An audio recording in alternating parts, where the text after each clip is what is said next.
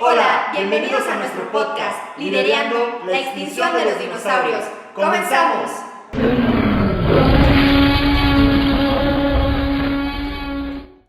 Hola, buenos días. Estamos acá con nuestro amigo e invitado especial, Pepe Centeno. Muchas gracias por acompañarnos el día de hoy acá en nuestro podcast, Liderando la extinción de los dinosaurios.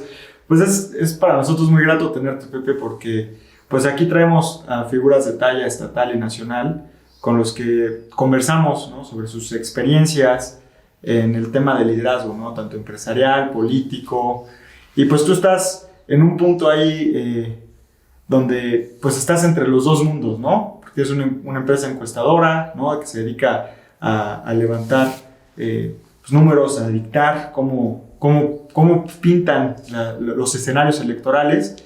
Y eso pues lleva esfuerzo, ¿no? Y una persona que no tiene liderazgo, que no tiene persistencia, que no tiene pues esa dedicación que caracteriza a los líderes, pues no logra trascender. Y pues desde nuestra perspectiva tú has trascendido. Cuéntanos, ¿cómo te metes a este mundo de las encuestas? ¿Quién es Pepe Centeno? Platícanos un poco. Gracias por el espacio primero, de verdad muy honrado con la introducción y con que me consideren uno de esos líderes dignos de estar aquí. Tengo 22 años desde que fundé Más Data y lo hice porque pues, siempre me gustó la política, estudié economía, me gusta la estadística, le entiendo los números y me parecía que hacía falta tener empresas especializadas que pudieran interpretar, y no solamente interpretar, sino incluso documentar la realidad a partir de los números, porque los números le dan objetividad a la realidad. Si tú te das cuenta, pues las percepciones son subjetivas y cuando tú las mides, tienen un grado de objetividad. Por lo menos tienen un punto de referencia en el universo y ya no simplemente es una percepción, sino que ya tiene un porcentaje que la mide, que la pondera. Y eso hace que la puedas comparar a lo largo del tiempo. Y hacía falta estos servicios profesionales que pudieran hacerlo. Más Data no solamente se dedica a la consultoría política, aunque sí somos más famosos en eso, pero nosotros hacemos servicios para empresas privadas, para el sector social, desde luego para el sector gobierno, y además campañas políticas. Y nos hemos preocupado por tener un banco de información de muchos años, que creo que le puede servir y le sirve. De hecho, mucha gente me escribe, me dice, oye, estoy haciendo mi maestría, déjame entrar a tus bases de datos para hacer mi investigación sobre la evaluación de los gobiernos o sobre cómo ha cambiado la intención de voto, no sé, infinidad de cosas. Y yo feliz de la vida, ¿no? O de repente hago investigaciones especiales sobre hábitos de la lectura o sobre temas de violencia de género, cosas así que también nos hemos metido, que han sido proyectos pro bono, es decir, financiados por nosotros, para incidir en ciertas realidades de la sociedad que creo que hace falta medirlas y tocarlas. ¿Y cómo hay que hacerle? Pues primero hay que ser muy conscientes de cuál es tu lugar en el mundo y dónde lo quieres llenar. O sea, si tú quieres llenar ese lugar en el mundo, pues entonces ahí es a donde tienes que estar. Y segundo, tienes que ser consistente porque las empresas y los proyectos no se hacen de la noche a la mañana. Yo veo que hoy las nuevas generaciones lamentablemente se rompen fácilmente, o sea, desisten con el primer obstáculo que se les presenta.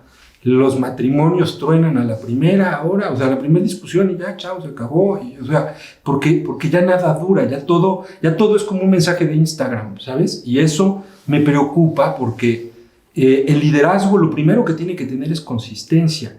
Y la consistencia significa fuerza, significa fortaleza interior. Y esa fortaleza interior es lo que te permite proyectar algo hacia la sociedad cuando maduras, porque terminas por madurar. O sea, tú siempre que te metes a algo vas a empezar verde y te van a criticar y vas a cometer errores y te van a faltar los clientes y vas a sufrir. Pero si persistes, porque es el espacio que tú quieres llenar, vas a llegar y te van a reconocer. Oye, Pepe, y ahorita que hablas de redes sociales, pues sabemos que es ahorita como la primer base que nosotros tocamos los jóvenes para enterarnos de lo que está pasando a nuestro alrededor, en el mundo, en la sociedad. Y sí vemos algunas encuestadoras que no manejan datos fiables, que yo, en lo personal, no sé tú, Ricardo, consideraba como honestas, serias, y que han dejado mucho que desear porque, bueno, en los procesos electorales que hemos vivido en los últimos meses, que muchos partidos han optado por esta técnica de, a través de las encuestas, pues eligen a sus candidatos, ¿no? Entonces, vemos muchas encuestas que están muy desapegadas a la realidad, que evidentemente son vendidas, o sea, se venden al mejor postor, son patito, pero ¿cómo nosotros jóvenes que no tenemos esa experiencia podemos detectarlas y no dejarnos llevar? Porque a mí me enviaron 800, entonces si la gente se altera, se deja llevar por la primera que ve, y yo, no creas todo lo que ves en redes sociales. Ve primero que sea una fuente real, una fuente fidedigna, una fuente confiable. ¿Cómo podemos detectarlas? Mira, es difícil, pero voy a decirte una cosa. Primero, las encuestas sirven para medir opiniones, percepciones, preferencias. Pero hay quienes usan las encuestas para generar opiniones, percepciones y preferencias. Y las utilizan como un instrumento de propaganda. Claro. Pero no sirven. ¿Por qué? Porque al final, pues en algún punto, las encuestas terminan topándose con la realidad. Lamentablemente en estos ciclos, insisto, en donde ya todo es desechable, pues se pueden reinventar y generar un nuevo logo y pues con tal de cobrar una facturita en un proceso, se atreven a hacer ese tipo de cosas. Entonces, ¿qué es lo que tendrías que fijarte primero? Pues en quién está diciendo la información. Buscar la ficha metodológica es lo que yo siempre hago. Busco la ficha metodológica de la encuesta. Fue una encuesta domiciliaria, fue en redes sociales, fue telefónica números fijos o números móviles, cuándo la levantaron, de qué tamaño fue la muestra. Si sí te lo dicen, bueno, a lo mejor puede ser que sea confiable. Y una vez que ya lo determinas, si te dicen que es en redes sociales, ni le sigas perdiendo el tiempo, no sirve. Claro. Una encuesta en redes sociales es como un reloj descompuesto. 2 veces al día va a decir bien la hora, pero quién sabe cuándo. ¿Sí? Entonces no la veas. Si ves que es telefónica, debes que entender que las telefónicas a domicilio, ya solamente 1 de cada 5 hogares tiene una línea de teléfono fija activa, porque todos tenemos línea de teléfono porque tenemos internet, pero no le ponemos un aparatito para usarla. Entonces ya no contestamos. Y tienen un sesgo enorme, ¿no? Y luego las encuestas a celular, a la 6ª pregunta te cuelgan. Entonces son cuestionarios muy chiquitos. Yo cuelgo a la primera.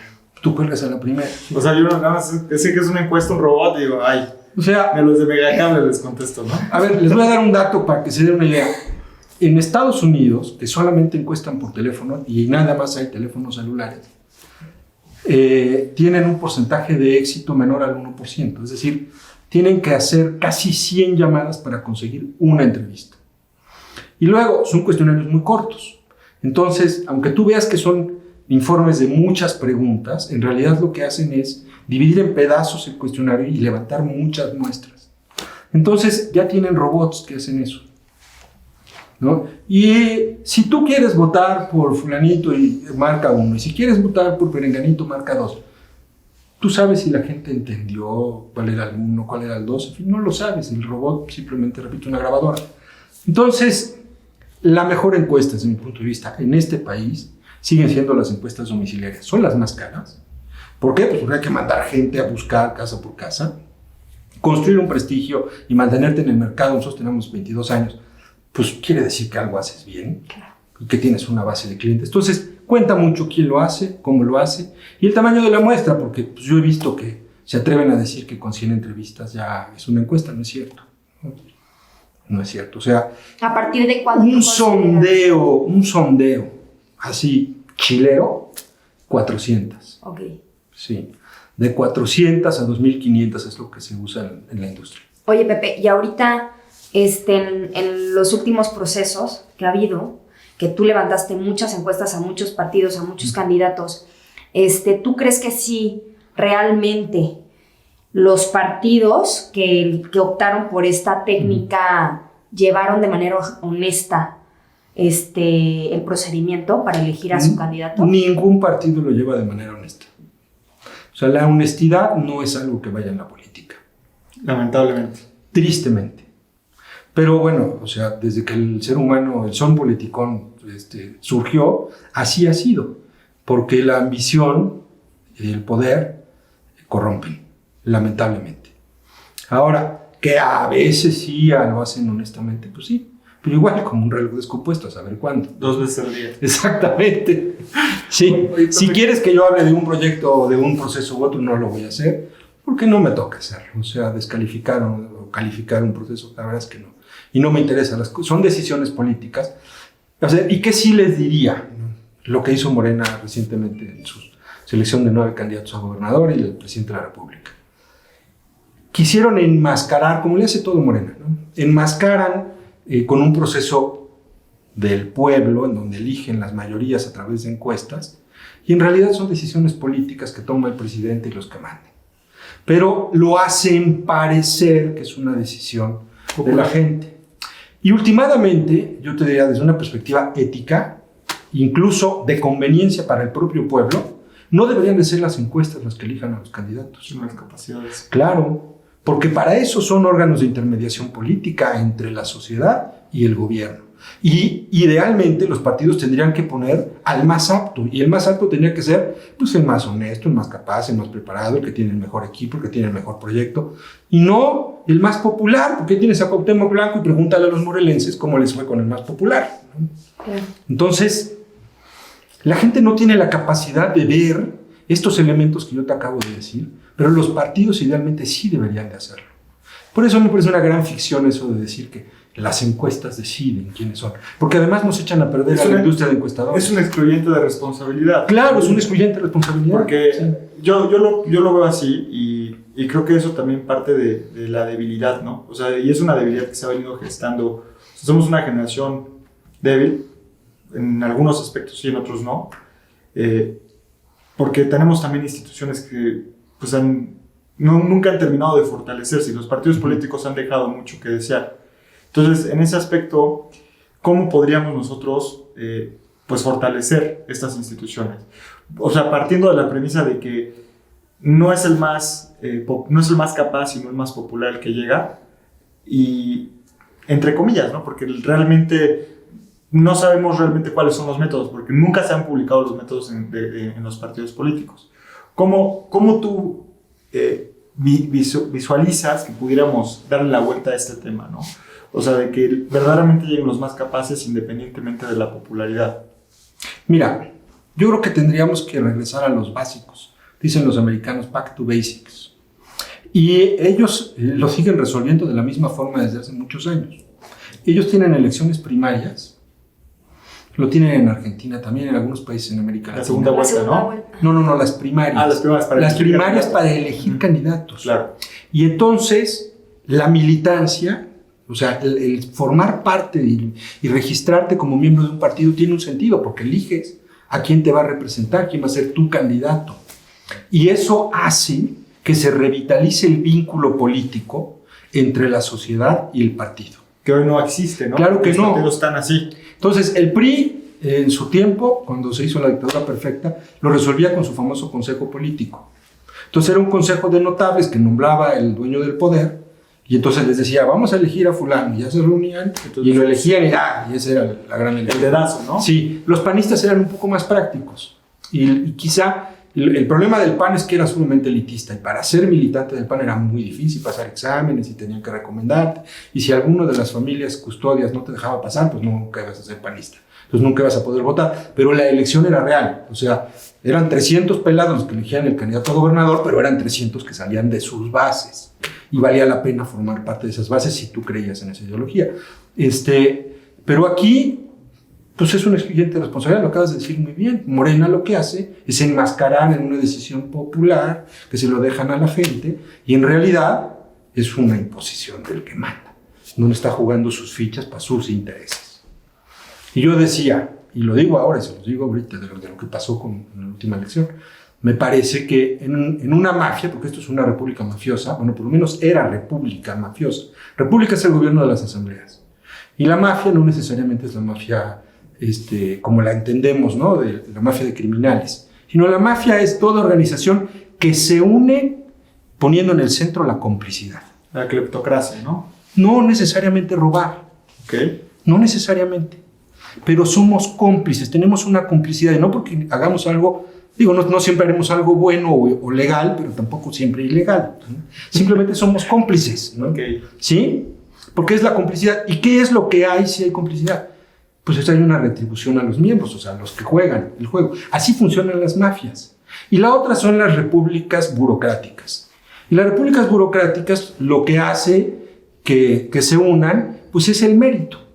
Tú avanzas, trabajas de 8 a 5 y un día vas a ascender. A mí me gustaría concluir, porque ya estamos llegando al final de este podcast, porque son podcasts muy breves, pues que nos dieras como un consejo, ¿no? a nuestra generación, que pues muchos nos dicen la generación de cristal, la generación marucha, ¿no? Porque no tienen la paciencia para esperarnos a hacer una sopa.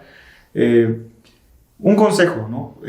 Para poder pues sentar las bases para el país que queremos pues heredar, ¿no? Porque al final, pues hoy creo que los jóvenes estamos excluidos de la toma de decisiones en cierta forma, ¿no? Si tu familia no es política, si no tienes un padrino poderoso, ¿no? Como las mafias, ¿no? Tener un padrino poderoso, un padre amoroso y un padrino poderoso, así se dice, ¿no? Si no lo tienes, no tienes manera de acceder al poder. Salvo con todas las excepciones. Yo creía, ¿no? Veía un meme de Pedro Kumamoto, ¿no? De personajes que considerabas buenos y se volvieron malos, como Lotso, ¿no? En Toy Story. ¿Qué consejo nos das a los jóvenes y a toda la población? Porque aquí lo importante es que todo aquel que tenga la intención de contribuir a construir un mejor país, pues pueda poner manos a la obra. ¿Cómo hacerlo, Pepe? Tú que has medido el sentir popular durante tantos años. En mi negocio yo trabajo con jóvenes, ¿no? Las encuestas no las puede levantar gente mayor porque no aguantan ni la friega bajo el sol y la gente no les abre y no les contesta, te toma mucho más tiempo. Entonces, y he visto pasar, pues imagínate, en 20 años cuántos jóvenes. Y yo tengo un enorme respeto y reconocimiento por esta generación. Mi única crítica es que se rompen muy rápido. Pero en realidad son una generación hipercreativa que han roto los límites y saben mucho más de lo que yo sabía a su edad. Y mira que yo era un cuate que le leía y tal, ¿no? Pero ustedes naturalmente tienen acceso a fuentes de información y tienen aquí en su disco duro cosas que a lo mejor no aprovechan. Lo que yo les diría es que hagan un alto en el camino, dejen un poquito la pantalla y hagan un viaje adentro de ustedes y un balance. Y crean en quiénes son, tengan una misión, un ideal de sí mismos y háganlo realidad. Trabajen para hacerlo realidad. Porque realmente ustedes tienen muchos más elementos de los que teníamos nosotros. Y ya no te digo lo que tenían mis papás o mis abuelos. Porque le platico a mis hijos, por ejemplo. Ellos van al colegio y hacen una cosa que se llama el modelo de la ONU, de Naciones Unidas. Cuando yo estaba a su edad y quería representar un país y quería entender lo que pasaba, me tenía que ir a la Ciudad de México, a la oficina de la ONU ahí en Mazarik. Y eso pues me tomaba un día. Ellos lo único que tienen que hacer es preguntarle a Google, ¿no? O sea, esa diferencia de ese costo de tiempo, esfuerzo y tal, para obtener exactamente, y ya no digas exactamente, porque tienen un mejor resultado. Porque yo iba a la biblioteca a la ONU y a lo mejor no encontraba el documento, y aquí te lo abotan, o sea, en automático. Esa ventaja competitiva que tienen ustedes, en términos de tiempo, accesibilidad y tal, los convierte en una generación que puede transformar este país y este mundo para bien o para mal. Claro. Hágalo para bien, por favor. Pues muchísimas gracias porque te tomaste el tiempo de venir, de compartir tus experiencias con nosotros y tu conocimiento. Muchísimas gracias. Esperamos volver a tenerte pronto por acá, Pepe. Pues mira, yo espero que tenga éxito el podcast y si lo tiene, pues otro día me invitan. Si no, pues ya no me invitan. Aquí estaremos, querido Pepe. Muchas gracias. Gracias. Pues nos vemos en nuestro próximo capítulo con Pepe Centeno. Porque va a volver a venir. Ya a lo mejor lo invitamos ahora que pasen los procesos electorales para pues tener porque ahorita empieza la temporada alta, ¿no? Sí, ya la chamba. Es como la de Semana Santa para los prestadores de servicios turísticos, menos para Acapulco. Pues nos vemos en la siguiente en Liderando la Extinción de los Dinosaurios. Hasta la próxima. Liderin no se hace responsable de las opiniones expresadas en este podcast.